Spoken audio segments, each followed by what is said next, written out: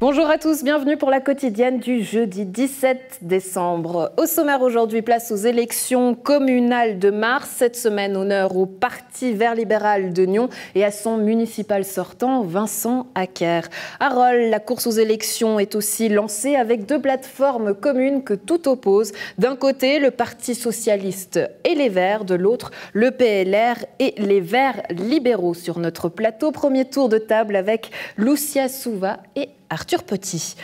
Ensuite, nous ferons le point sur les activités hivernales de cette fin d'année. On tentera de répondre aux questions suivantes. Où skier, où acheter nos cadeaux de Noël? On passe la 5e vitesse en sport avec Théo Vaucher. Le jeune Glandois a effectué ses premières courses automobiles. Joël Brunner y revient en interview. En culture, s'habiller chic, local et écologique, c'est le défi que s'est lancé Avani, défilé en plateau.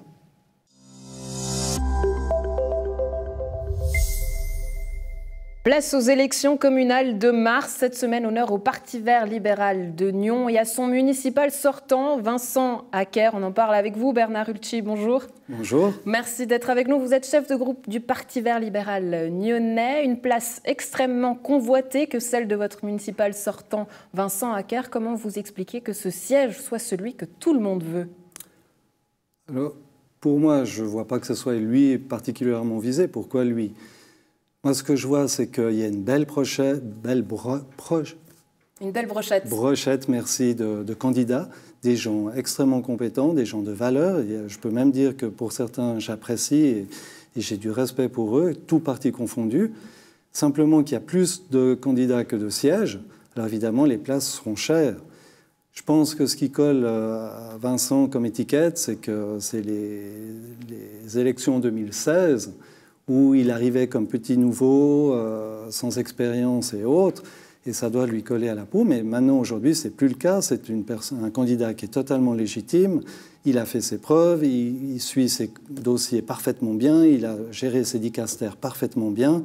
Donc, pour moi, il n'est pas plus à risque qu'un autre, et il a toutes ses chances. Et je le vois très très bien se placer pour cette future législature. Alors on reviendra à 2016 d'ici quelques instants si vous le voulez bien, mais est-ce qu'aujourd'hui votre parti, le Parti vert libéral, se sont en danger? En danger? Non, pourquoi en danger? Il n'y a pas de raison. Évidemment, on est un petit groupe, évidemment qu'il faut atteindre le quorum, mais j'espère que la population sait reconnaître ce qui a été fait, sait reconnaître nos valeurs et puis pourra nous soutenir, j'espère, parce que on a tout à fait notre place, on a des idées qui sont dans l'air du temps, on veut du bien, on veut le mieux pour le confort des gens. Et donc, j'espère qu'on sera là et je compte bien être là et pouvoir continuer à servir pour le citoyen. Alors, j'aimerais qu'on analyse un peu cette situation ensemble puisque finalement, ce siège est un peu le pivot de toutes ces élections. Si vous vous retrouvez dans la même situation qu'en 2016, justement, Sacha Soldini, Vincent Acker, il est probable que Sacha Soldini, cette fois-ci, ne se retire pas, ne refasse pas ce pas-là. Est-ce que vous seriez prêt à... Est-ce que Vincent Acker serait prêt à se retirer? J'imagine que non. Donc, quelle est la solution finalement? Il n'y a pas de raison qu'un sortir. Alors d'abord, je ne vois pas qu'on sera dans cette condition. Je vois plutôt d'autres qui seraient plus à risque que Vincent. Je ne vois pas la condition. Mais effectivement, si on était dans cette situation, ça va se jouer surtout au nombre de voix. Qui a le plus de voix? Mais je ne vois pas que Vincent se retire. Il n'y a aucune raison qu'il se retire. Du moment qu'il a des voix confortables... et puis qu'il est en tête, il n'y a pas de raison qu'il se retire. Il va pourtant falloir trouver des solutions. 10 candidats, vous le disiez, pour 7 places. Donc aujourd'hui, quelle serait la meilleure solution s'il fallait choisir? Est-ce qu'on peut prendre par exemple le cas des Verts? On sait qu'aujourd'hui, il y a une vague verte. Est-ce qu'on vote plus vert ou vert libéral? C'est un peu prématuré pour le dire. Aujourd'hui, par rapport à la stratégie employée au deuxième tour, alors vraiment, c'est une élection de personnes plus que de partis. Donc il faudra analyser le nombre de voix et c'est vraiment pour moi le nombre de voix qui dira si ça vaut la peine d'aller de l'avant ou s'il fallait se retirer parce que c'est le bon sens. Mais là, vraiment, c'est prématuré d'en parler aujourd'hui. Aujourd'hui, on sait que les partis peinent aussi à recruter. Le Vert libéral est aussi en minorité au sein du Conseil. Est-ce que c'est votre cas? Vous avez pu recruter d'autres personnes ou pas? Oui, alors effectivement, on a de la peine à recruter parce que les gens ont de la peine à s'investir pour une cause, d'autant plus en politique, c'est pas forcément facile, c'est pas forcément drôle de consacrer du temps sur la vie privée pour le bien de tous, hein, c'est pas évident. Donc oui, on a de la peine à recruter, mais alors j'ai eu des bonnes surprises, j'ai des noms qui se sont présentés, enfin des personnes connues d'ailleurs qui se sont présentées spontanément, qui viennent rejoindre, compléter notre liste et je suis très confiant pour la suite de la législature. Une autre surprise qui pourra arriver, en tout cas c'est ce que les bruits de couloir nous disent, c'est celle de David Soji. Comment est-ce que vous seriez prêt à accepter ou non s'il se présentait? Alors c'est intéressant parce qu'aujourd'hui c'est effectivement des bruits de couloir. Moi en tant que chef de service, je n'ai pas été contacté par M. Soji. Il ne m'a pas exprimé son souhait de rejoindre le parti. Donc pour le moment c'est que des bruits de couloir. Maintenant, s'il venait à vouloir, et s'il se présente à vouloir rejoindre notre groupe, mais bien entendu, il est bienvenu. C'est un parti qui est ouvert, où tout le monde peut s'exprimer, peut participer. On a besoin de gens comme Soji qui créent le débat, qui suscitent le débat. Donc, il sera le bienvenu. Ça ne remettrait pas encore un peu plus en question la place de M. Vincent Acker? Par rapport à la municipalité? Exactement. Déjà qu'il commence comme conseiller communal au sein de notre parti, qui défendent nos valeurs, et puis pourquoi pas par la suite. Dans les grandes lignes, pour qu'on puisse rentrer un peu plus en matière concernant le programme de cette prochaine législature, le programme du Vert libéral, à quoi est-ce qu'il va ressembler? Alors, je n'ai pas un lapin qui sort d'un chapeau magique. Nous, la politique, on l'a fait de jour en jour. On ne la fait pas juste avant les élections. Je n'ai pas de promesse électorale à vous faire. Nous, c'est sur la longueur. On est justement discret. On nous connaît mal parce qu'on est discret. On n'a pas de coup d'éclat à faire. Nous, on a des axes, on a des valeurs qui sont évidemment l'environnement en priorité. C'est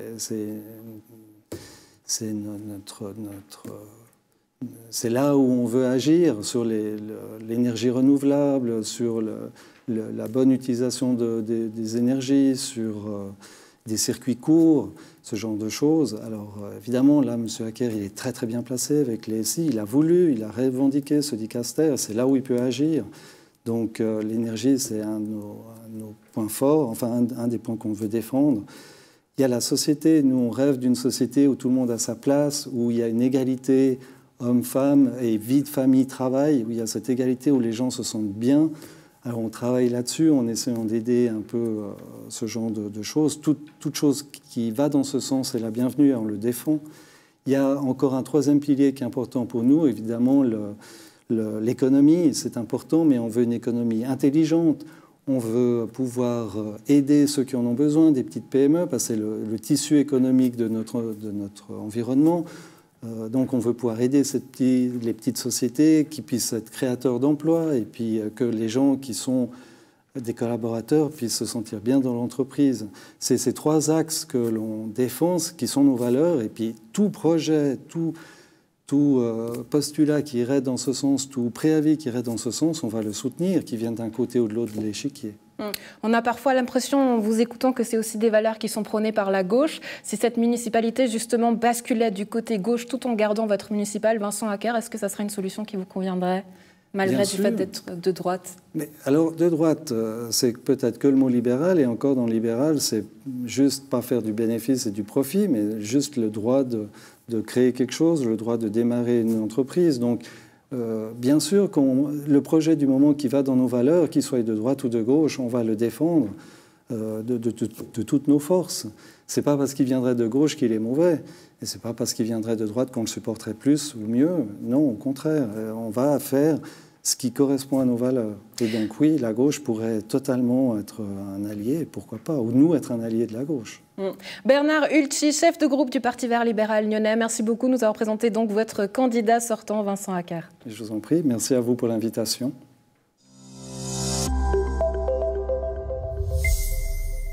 Toujours dans le cadre des élections communales de mars, on s'intéresse à présent à Rolle. Premier tour de table avec nos invités. Lucia Souva, conseillère communale et porte-parole de la plateforme Gauche Rose Verte. Bonjour, merci d'être avec nous. À vos côtés, Arthur Petit, président du groupe PLR Rolle et chef de campagne pour le centre droite. Bonjour, merci d'être avec nous. Ils nous présentent aujourd'hui la liste de leurs plateformes respectives. D'un côté, le Parti socialiste et les Verts qui ont choisi de mener la campagne avec 3 candidats à la municipalité. Baptiste Conti, Margaret Margaret Rusty et Loïc Aldiman. De l'autre et sous la bannière, le centre-droite, le PLR et les Verts libéraux qui misent sur les deux municipaux sortants, Monique Choula-Pugnal et Giorgio Michello, ainsi que la candidate Cécile Rode. Arthur Petit, la gauche qui souhaite reprendre la majorité et qui arrive en force avec 3 candidats. Est-ce que ça vous fait peur ? Alors bien évidemment, parce que c'est 3 candidats avec des forces, un municipal sortant. Maintenant, c'est à nous de faire le travail, d'aller convaincre la population. Et puis le résultat sera le 7 mars et c'est là qu'on verra qu'est-ce que la population aura décidé. Alors, objectif pour la gauche, donc reconquérir la majorité à la municipalité, une majorité largement reprise par la droite lors de l'élection complémentaire de novembre et avec le départ de Cédric Echenard, avec l'élection de Giorgio Michello, justement. Quelle est votre stratégie ? Je pense évidemment prendre le siège qui se libère de Françoise Tecon et Bayzen, mais encore... Alors oui, bonjour. Effectivement, la stratégie de la gauche, elle est simple, c'est regagner la majorité de gauche à la municipalité avec un ticket uni et solidaire, 3 candidatures de qualité, comme vous l'avez dit, Baptiste Conti, Margaret Rusty, Loïc Aldiman, 3 candidatures fortes, jeunes et engagées pour une stratégie qui est claire, qui est regagner la majorité à la municipalité à Rolle. Mais non seulement vous avez perdu cette majorité, mais vous avez perdu aussi un allié de taille, j'ai envie de dire, votre syndic, Denis Jacquet. Alors, il ne s'est pas encore prononcé, mais s'il le fera, c'est de manière indépendante, puisque vous avez séparé vos chemins. Est-ce qu'on peut dire qu'à Rolle, le PS peine à convaincre ? Non, je ne pense pas. Au contraire, aujourd'hui, nous vous présentons ces 3 candidatures, comme j'ai dit, expérimentées, avec des parcours irréprochables, avec une grande complémentarité entre les 3. Le municipal sortant, M. Loïc Aldiman, dont le bilan n'est plus à démontrer. C'est le travailleur social de proximité qui a pu être engagé. C'est la maison des associations. C'est des places de crèche qui ont été rajoutées. Margaret Rusty, qui est une entrepreneure basée à Rolle, connue aussi sur la place économique à Rolle. Elle a été ancienne présidente du GREC, donc je pense que sa force n'est plus à démontrer également. Et Baptiste Conti, conseiller communal Vert et cofondateur des Verts de Rolle, qui est éducateur spécialisé auprès de mineurs. Et donc, il a aussi cette écoute et cette compréhension très fine du tissu social à Rolle. Et c'est donc avec ces 3 personnalités dynamiques que nous saurons convaincre la population rolloise de nous faire confiance et de reconquérir la majorité de gauche à Rolle. Du côté du centre droit, 2 municipaux sortants, Monique Choula-Pugnal et Giorgio Michello, puis une nouvelle candidate qui symbolise cette alliance avec les Verts libéraux, mais qui remplace aussi votre municipale sortante, Françoise Tecon et Bayzen. Pourquoi ce départ et cette stratégie de renouvellement avec Cécile Rode ? Alors déjà, simplement, comme Mme Tecon l'a mentionné, elle a voulu effectivement que la relève se présente. Ça fait 12 ans qu'elle était à l'exécutif. Donc pour elle, c'était important justement ce renouveau. Maintenant, on a voulu effectivement s'allier avec les Verts libéraux. Ça nous semblait logique que puis vu que la droite, quand la droite par unie, on l'a vu pour l'élection de M. Michello, elle gagne, simplement parce qu'elle arrive à convaincre les Rollois. Maintenant, quand on part dissocier, c'est beaucoup plus compliqué. Ça montre effectivement qu'on a peut-être certaines divergences. On a réussi à mettre sur la table ces divergences, l'expliquer et partir avec un programme commun.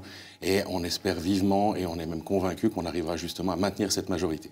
Avec quelle force ? Quelles sont les forces de vos candidats ? On a entendu justement les forces du côté de la gauche et pour la droite. Alors pour le cas, vous avez Mme Monique Choula-Pugnal, je dirais que sa force n'est plus à démontrer. Elle vit Rolle, elle adore Rolle, elle est prête à tout faire pour sa ville.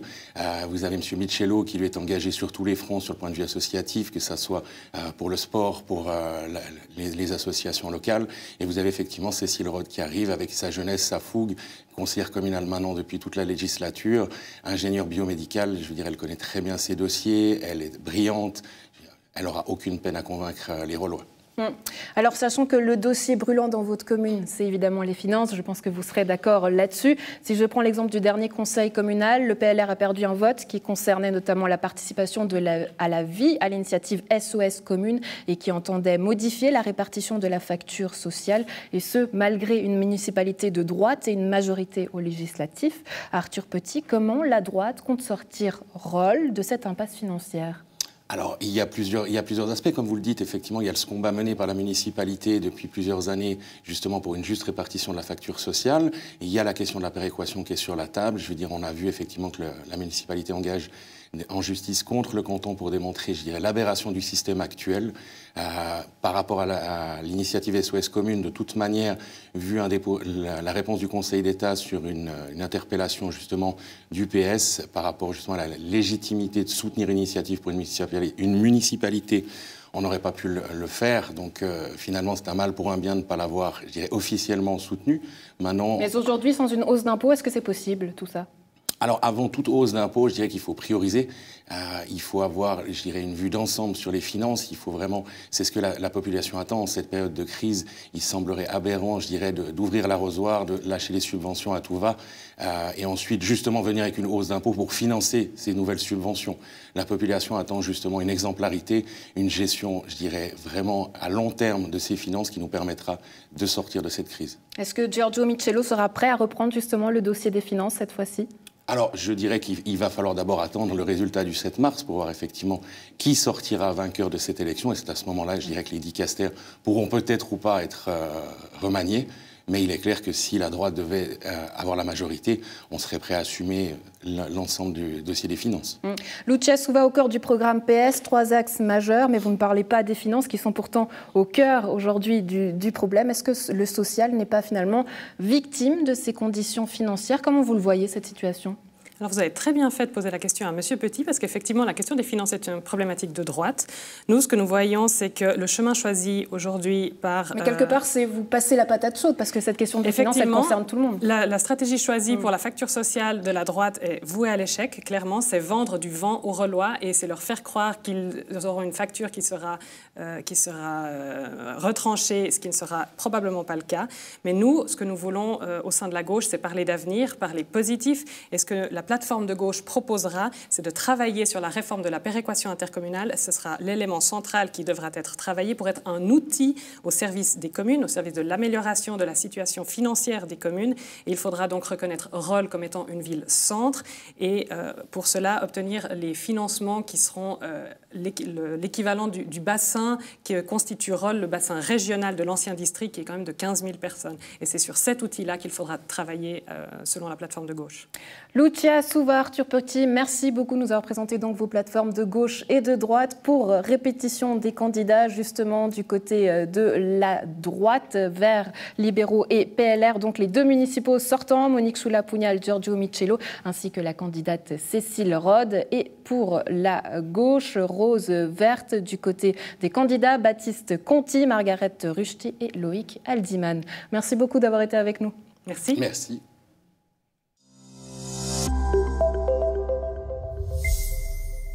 Les skieurs pourront-ils profiter des pistes lors de la période des fêtes ? Le point de situation sur le domaine skiable franco-suisse et dans la région avec Pierrick Camizet, directeur d'exploitation de la société de gestion de la station des Rousses, et Gérard Produit, responsable du tourisme de Région de Nyon. On est au pied du massif de la Dôle, qui est un massif situé sur le territoire suisse. Et de l'autre côté, on a le massif des Tuffes, qui est un massif sur le territoire français. Donc les 2 massifs étant reliés gravitairement par des remontées mécaniques, à la fois côté France et côté Suisse, qui en fait la particularité du site. Avec ce contexte sanitaire, effectivement, qui pèse sur l'ensemble des pays de l'Europe, on a effectivement des législations ou des manières d'appréhender le contexte un petit peu différentes. Donc côté France, pour l'instant, les remontées mécaniques sont fermées par décret du Premier ministre. Donc jusqu'au 7 janvier, il n'y a pas de possibilité d'ouverture des remontées mécaniques.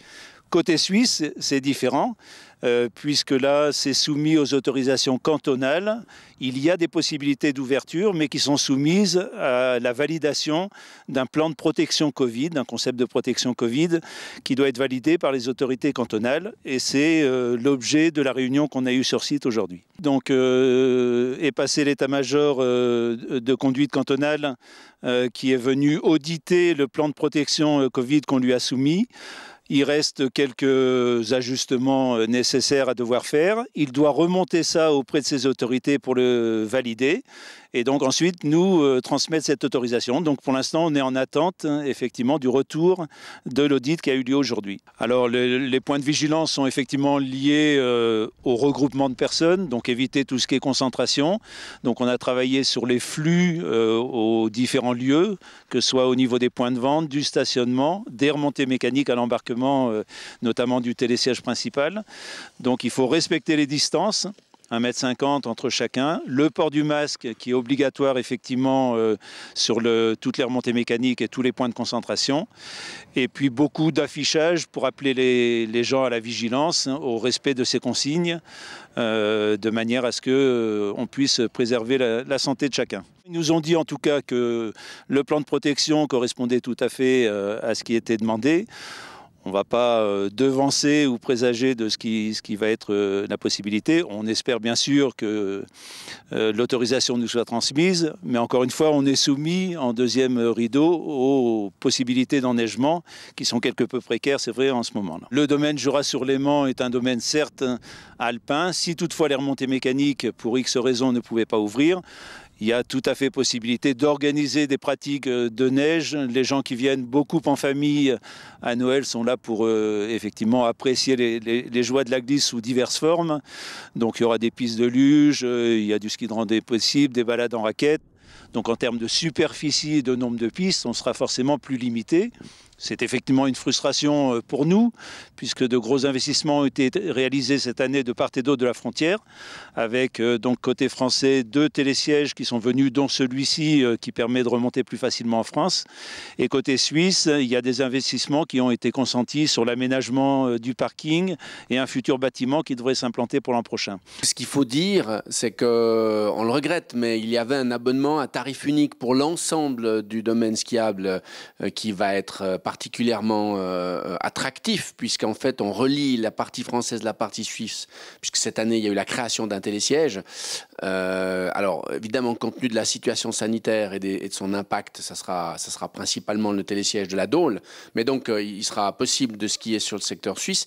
Et puis ce qui me semble important surtout de rappeler aux familles, c'est que pour les enfants, le moins de 12 ans, Saint-Sergue, sur les 2 pistes de Saint-Sergue, il sera gratuit. Donc en fait, les enfants skient gratuitement, ce qui devient particulièrement intéressant pour les familles qui souhaitent à moindre coût s'adonner à la pratique du ski.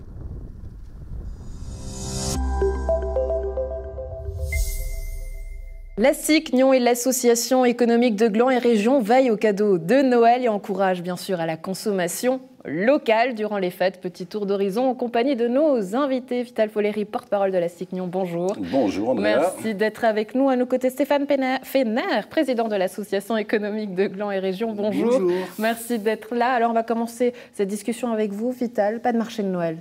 Eh ben non, dernière fois que nous étions venus sur ce plateau, nous étions encore en train de plancher sur le marché de Noël 2020. Et puis finalement, le virus nous a vaincus. Au niveau du marché, en tout cas dans sa forme actuelle, traditionnelle plus exactement. Mais par contre, donc on va proposer, et ça c'est un peu le sujet en fait sur lequel nous sommes contents de pouvoir le proposer aux Nyonnais, c'est des illuminations. Il y aura donc plusieurs choses qui vont se faire sur différents bâtiments. Il y aura également donc un arbre à palabres qui est sur la place Bel-Air, qui est donc un peu l'arbre symbolisant dans certains pays en fait où les sages donnent en fait la parole et communiquent en fait à leur population. Donc ce sera un peu le centre du village pour nous. Il y aura également un mur des vœux qui sera en fait vers les colombières, sauf erreur, les colombettes. Et justement, donc, les gens pourront écrire quelque chose sur des panneaux, en fait, sur un tableau noir. On prendra des photos le soir pour les meilleures phrases. Et après, elles seront retransmises sur des œuvres audiovisuelles qui vont être tellement projetées sur différents bâtiments de la ville de Nyon. Donc, tout ça, nous l'avons fait avec un duo de choc, avec Raphaël et Gianluca, que je tiens à remercier, parce qu'ils ont bossé beaucoup pour nous. Ouais.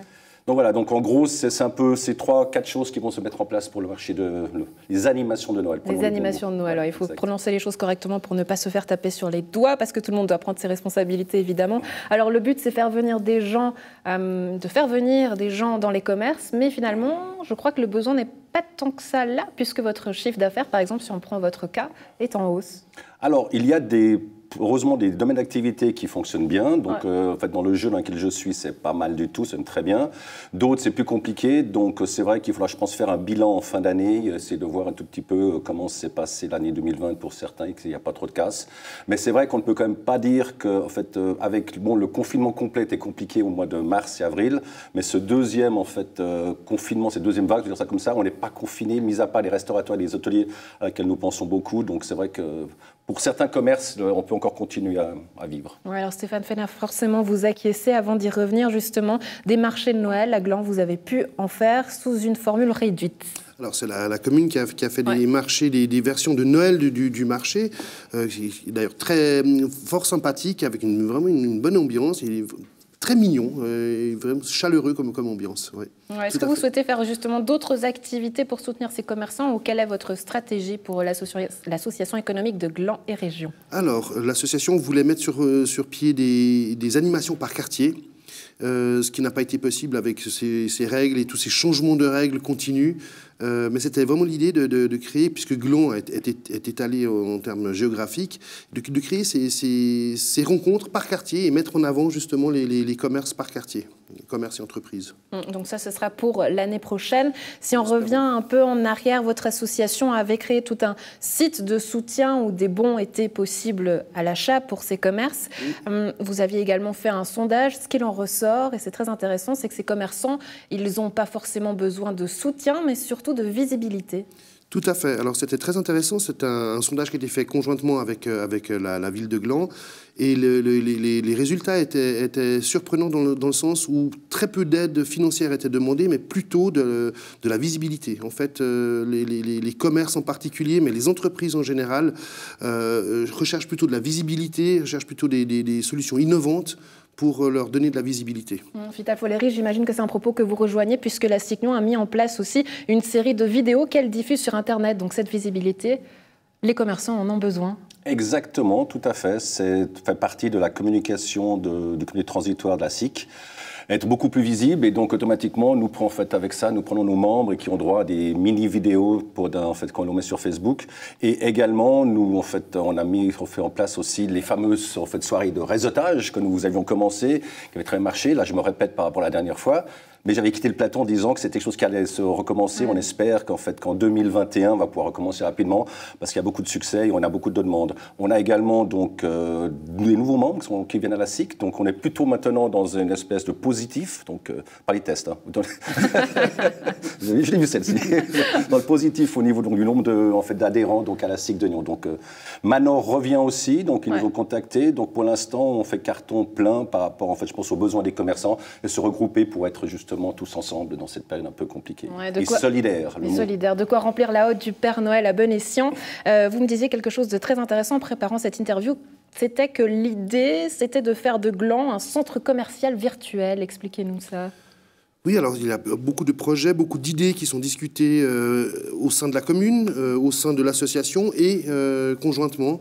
Et c'est un des projets et c'est celui qu'on trouve très intéressant, puisque, encore une fois, on a cette situation géographique d'une ville partagée, coupée en deux par le chemin de fer et qui est vraiment très longue géographiquement d'un point à l'autre, où les commerces ne sont pas concentrés. Pourquoi ne pas créer virtuellement un centre commercial où les gens peuvent se balader virtuellement et choisir où est-ce qu'ils vont aller faire leurs emplettes et pour les commerces et les entreprises un peu plus modernes, faire de la vente en ligne. Les entreprises plus modernes, et il y a ceux qui peinent à faire le pas, justement. On sait qu'à Nyon, plusieurs commerces sont pleins de cette concurrence déloyale face à Internet. Est-ce qu'aujourd'hui, elles ont fait le pas, justement? De quel œil est-ce que vous analysez cette situation? En fait, Internet sera toujours en fait un grand acteur, sera toujours en fait un de nos grands concurrents à tous les niveaux. Je pense qu'on parle du textile, qu'on parle à nouveau des jeux ou qu'on parle de beaucoup d'autres choses. Mais c'est vrai qu'il faut savoir se réinventer. Il faut savoir en fait continuer à avancer en tant que commerçant. On ouvre des commerces quand même pour réussir quelque chose. Donc après, il faut savoir utiliser également le bouche-oreille, également soit mettre en ligne si c'est possible. Pour ça également, donc la Cicnion va mettre en place des cours, donc en fait pour les réseaux sociaux, donc aux gens qui ne sont pas tellement habitués à tout ça, de pouvoir être assistés, coachés. Et puis pour finir, en fait, la meilleure chose, c'est comme on dit, c'est la solidarité. Pour ça, en fait, la population lyonnaise répond bien dans certains magasins qui ont quand même malgré tout les chiffres d'affaires qui ont repris. Est-ce que les gens partent pas en vacances, ils vont moins au restaurant? Peut-être pour ça, mais en tout cas, c'est vrai que je dois dire que le panier d'achat actuel dans certains de nos commerces, en fait, est bon. Vous êtes positif et ça fait du bien. Un mot enfin sur les décisions qui devraient tomber vendredi. Stéphane Fenner, est-ce que vous craignez que les commerces soient à nouveau fermés? Comme tout le monde, oui, je le crains, les restaurants, les commerces. Quel est l'impact justement de fermer ces magasins en cette période de Noël? Est-ce que c'est fatidique? Ça risque d'être fatidique. Je ne connais pas l'état des finances de chacun, mais c'est clair que certains n'ont pas pu mettre des réserves, même avec la réouverture au mois de mai, n'ont pas pu créer des réserves. Certains les ont même consommées, leurs réserves, en tout cas en partie. Et c'est alarmant. Pour moi, c'est alarmant. S'il y a de nouveau une fermeture, ça va être catastrophique. Pour certains, en tout cas, oui, tout à fait. Messieurs, merci beaucoup d'avoir été avec nous. Très belle fête à vous. Merci. Et à la maison, donc n'oubliez pas de consommer local, surtout d'être solidaire et de prendre soin de vous et des autres.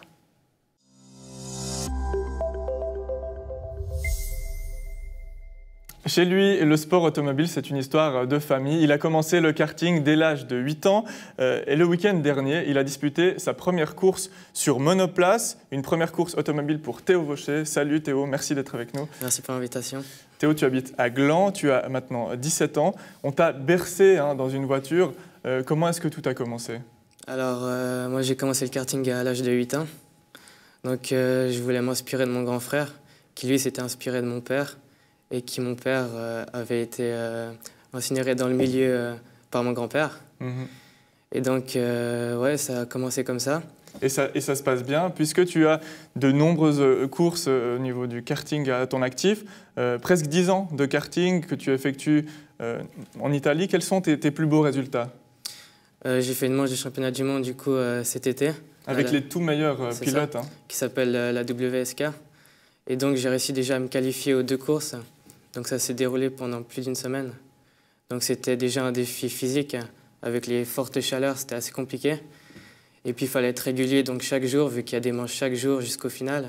Et puis j'ai réussi à être dans le top 20 donc, à chaque finale. Donc j'étais assez content. Ouais. Et pour avoir une idée de ton niveau, au niveau du top suisse, à quelle place est-ce que tu serais? Cette année, j'étais dans le top 5. Et il y a 2 ans aussi. Donc. On va revenir maintenant sur autre chose que le karting, puisque le karting, c'était tout ce que tu as fait jusqu'à présent, j'ai envie de dire. Et maintenant, tu as fait une première course sur monoplace. C'était en Formule Renault il y a 10 jours au Castellet, en France. Une envie de découvrir autre chose que le karting, c'est ça? Ouais, c'est ça. C'était un peu un step au-dessus. Et puis, ouais, j'ai eu une opportunité donc, de faire la dernière course du championnat Ultimate Cup Series. C'est 2 mondes complètement différents, j'imagine, ouais. Le karting et la monoplace. Qu'est-ce qui change? En fait, la voiture est beaucoup plus lourde. Par exemple, une petite erreur en karting qu'on pourrait corriger d'un simple coup de volant, ça peut être beaucoup plus compliqué, comme du coup mon erreur en première course où je suis parti en tête à queue alors que j'étais premier. Parce que justement, je n'ai pas cette expérience forcément dans ce genre de situation. Oui, effectivement. C'est plus lourd. Est-ce qu'il y a aussi des différences de vitesse, j'imagine? Tu as une idée un peu des chiffres? En Formule Renault, on atteint les 240 km/h. En karting, c'est plutôt les 150, 140. Donc ouais, il y a quand même une grosse différence. Ouais, ça change beaucoup. Et tu n'as pas eu beaucoup de temps d'adaptation finalement. Donc premier week-end avec 3 courses. Comment ça s'est déroulé? On va aller dans l'ordre chronologique, peut-être. Première course. En fait, j'ai eu que 3 manches d'essai libre pour apprendre la voiture. Et ce qui a été compliqué, c'est que c'était directement sous la pluie. Donc moi, je n'avais pas conduit cette voiture depuis près de 6 mois. Et j'arrive sous la pluie. Et je fais 2e aux essais. Donc ça montrait que j'étais quand même dans le coup. Puis en qualification, ça a été un peu plus compliqué parce que je n'étais pas en fait formé à bien exploiter les pneus neufs. Donc j'ai fait 6e sauf erreur. Mais donc à la première course, après un tour, j'ai réussi à remonter premier. Ouais. Sauf qu'il y a eu cette erreur justement dont tu parlais, où tu as mal maîtrisé ta voiture. On passe à la 2e course et là, il s'est passé quelque chose de marquant, j'imagine, pour toi. On va le voir d'ailleurs, on a les images de ta caméra embarquée. C'était ton adversaire qui vient en fait te percuter par l'arrière dans un virage, voilà, à ce moment-là. Exactement. Et toi, tu fais un tonneau. Comment ça s'est passé? Comment tu l'as vécu? En fait, moi, je l'avais dépassé au virage précédent et là, comme on le voit à l'écran, il me frappe avec l'arrière de sa voiture. Donc ça montre qu'en fait, il avait complètement perdu le contrôle de l'auto et que moi, j'y suis pour rien en fait. Exactement. C'est ça qui est si frustrant. Et surtout que tu réalisais une très très bonne course. Et rien de cassé suite à cet accident. Tout va bien, il n'y a absolument rien eu. Il faut souligner que dans ces sports automobiles, tout est mis en œuvre pour que tout se passe bien. Le casque que l'on voit ici, mais aussi toute une combinaison c'est du matériel et ça a un coût évidemment aussi. Évidemment, et du coup, le prix de tout cela, ça équivaut à combien si on imagine karting et on compare ça à une saison peut-être qu'il faut de Formule 3? Rien que l'équipement, je pense, en prenant le casque, et surtout que tout l'équipement en fait, est inifugé contre le feu. Donc on arrive à, je pense, entre 5 et 6 000 € facilement. Et ça, c'est presque... Mais c'est sans compter toutes les courses Évidemment, et puis après, il y a encore ceux qui ont plusieurs... le matériel à double, par exemple, ceux qui ont plusieurs casques, ceux qui ont plusieurs combinaisons. Ceux qui ont plusieurs voitures aussi. Oui. Voilà, donc ça peut aussi rajouter. La différence de budget, puisque ça, c'est aussi un peu la question que tu te poses. Est-ce que financièrement, ça va être envisageable d'aller, il y aura l'opportunité d'aller en Formule Renault ou en Formule 3 régionale, qui est ton objectif? Là, il faut voir au niveau du budget comment ça se passe. Exactement, ouais. Qu'est-ce qu'on recherche? Des sponsors? Oui. Et il faut autre chose aussi, peut-être un soutien financier de la part de proches. Comment ça fonctionne à haut niveau, par exemple, dans la Formule 1? En fait, dans mon cas où j'ai quand même une carrière derrière moi, il faut essayer d'utiliser ça pour rencontrer des gens, pour dire qu'on a déjà fait des choses, montrer ce qu'on a fait et essayer d'intéresser les gens par rapport à nous, quoi.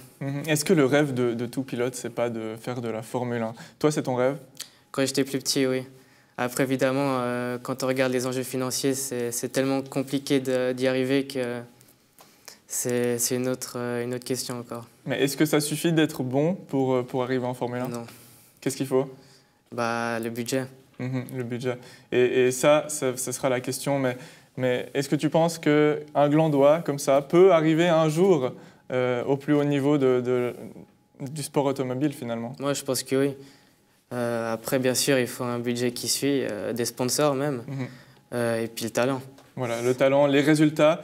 Et on espère donc que cet avenir s'inscrira en Formule 3 régionale, puisque c'est ton objectif. Maintenant, il manque cette recherche de fonds, effectivement. Il faut autre chose aussi que l'argent? Je pense que niveau talent, je pense que je suis plutôt bien. J'ai montré quand même, il y a 2 semaines, que j'étais dans le coup, que j'ai battu avec les meilleurs qui avaient déjà plusieurs saisons à leur actif, alors que moi, j'arrivais là presque en mode découverte. Donc je pense qu'à ce niveau-là, il n'y a pas trop d'inquiétude. Oui, parce qu'on n'a pas parlé de la 3e et dernière course, justement, celle où tu t'es finalement le mieux illustré, puisque là, tu n'as pas eu de soucis, alors tu es parti très loin sur la grille, je crois, en dernière position. Ça, ouais. Mais tu as très bien fini. Ça s'est passé comment? Ouais, j'avais en fait un bon rythme. Puis évidemment, j'avais plus d'expérience, vu que petit à petit, je commençais à comprendre la voiture, à pouvoir l'exploiter aussi plus qu'au début du week-end. Et puis là, j'ai quand même réussi à finir 4e. En rattrapant le 3e. Donc il y avait un peu de frustration, mais quand même content de mon week-end en général. Pour finir, l'année prochaine, la saison prochaine, où est-ce que tu te vois alors après ces expériences? Du coup, Formule 3 régionale, ça serait un bel accomplissement, même si après il y a encore beaucoup de travail à accomplir. Mais je serais content d'avoir accompli ça si j'y arrive. Ouais. Merci beaucoup Théo Vaucher, on te souhaite tout de bon pour la suite.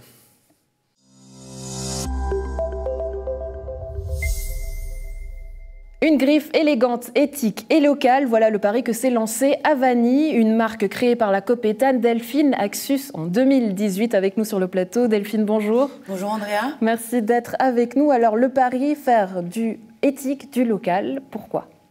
Alors, parce que premièrement, moi j'ai toujours été passionnée de mode. J'ai découvert un petit peu la face cachée de la mode avec l'incident du Rana Plaza en 2013. C'était une usine qui s'était effondrée en Bangladesh avec des travailleurs pour les grandes marques, donc Zara, H&M, Ralph Lauren, etc. Et j'ai commencé à chercher des marques éthiques aussi, peut-être locales, suisses. Il n'y avait pas grand-chose sur le marché. Ou alors on avait vraiment cette image de la mode écologique très bobo, écolo, Sarwell un peu, etc. Donc j'ai décidé de faire une marque qui soit locale, éthique, éco-responsable, mais aussi avec un beau design, des pièces féminines, intemporelles et élégantes. Du coup, quel est le matériel que vous pouvez utiliser, du matériel local et qui soit éthique ? Alors nous, on ne travaille pas avec du coton. Le coton, en fait, c'est très difficilement traçable et surtout, ça vient de loin, ça vient d'Asie. Donc nous, on a fait le pari de travailler avec des matières européennes, donc du tencel, du lin et du chanvre. Le lin est français, le chanvre va être roumain. Et le tencel, en fait, c'est fait avec de la pulpe d'eucalyptus. Les eucalyptus viennent de forêts des pays de l'Est de l'Europe. Alors, tant le côté local, c'est plus savoir d'où vient le vêtement et savoir comment est-ce qu'il l'est fait qui vous importe. Si exactement. Nous, on a vraiment voulu une transparence et une traçabilité en fait sur nos produits. Donc, on a implémenté un système de traçage avec nos fournisseurs qui nous permettent en fait d'avoir des certificats de matière avec des numéros d'authentification des matières afin de vraiment savoir d'où viennent nos vêtements. En tant que, je comprends le défi que vous vous êtes lancé, mais en tant que créatrice, est-ce que c'est pas un peu frustrant? Parce que forcément, quand on a une griffe, on a envie de créer plus de vêtements, et là, quelque part, vous vous en empêchez parce qu'il faut être responsable. C'est ça ce qui se passe? Alors, c'était clairement ça aussi le défi. Au début, c'était un challenge aussi à remporter. Mais finalement, après 2 ans et demi maintenant de création, c'est plus du tout en fait un frein. On arrive à trouver des solutions, même avec un choix limité de tissus. Il y a aussi de plus en plus de types de tissus différents en tencel qui arrivent sur le marché. Donc les fournisseurs s'intéressent de plus en plus à ce genre de tissu. Donc on a plus de choix qu'avant aussi, et on arrive toujours à trouver des solutions pour contourner, par exemple, un design où on devrait mettre une fermeture éclair. On va mettre peut-être un boutonnage caché à la place avec des boutons en bois, du bois français. On arrive toujours à trouver des solutions et ça permet aussi de pousser un petit peu la créativité plus loin. Est-ce que forcément, du coup, ça coûte plus cher parce que ce matériel-là est traçable? Alors, oui, effectivement, ça coûte un tout petit peu plus cher, mais c'est surtout qu'il faut se poser la question. Un t-shirt à 10 francs, 15 francs, c'est surtout ça qui n'est pas normal en fait. Ce n'est pas vraiment le vrai prix d'un vêtement, c'est quelque part dans la chaîne d'approvisionnement, il y a un problème. Et souvent, c'est soit le coût de confection qui est beaucoup trop bas et donc des ouvriers derrière qui sont mal payés et pas payés à leur juste valeur. Alors, vous avez un showroom à Genève, la vente en ligne qui fonctionne très bien chez vous. Cette période du Covid, comment ça s'est passé pour vous? Alors, c'est vrai que nous, on faisait beaucoup de ventes en physique avant, à travers des événements, des salons et dans des boutiques. Avec le confinement, nous, on a gardé notre showroom à Genève avec la boutique qui est en bas aussi, qui s'appelle La Baladeuse, une boutique avec plein de marques de créateurs. Et en fait, nous, le confinement, ça a vraiment été une aubaine pour le commerce en ligne. Donc, ça a vraiment boosté nos ventes.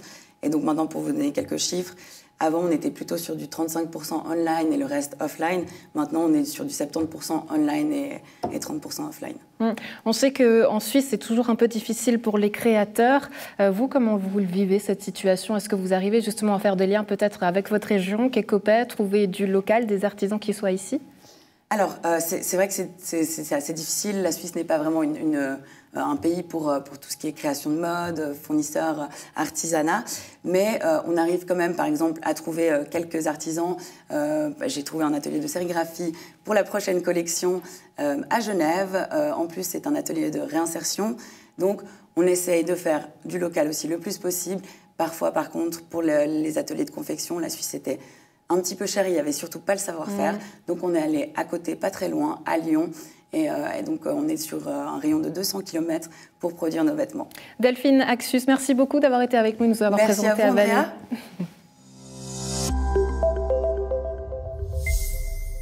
C'est tout pour ce 17 décembre. Un plaisir d'avoir été en votre compagnie. On se retrouve demain pour la rétro. Très belle soirée à tous.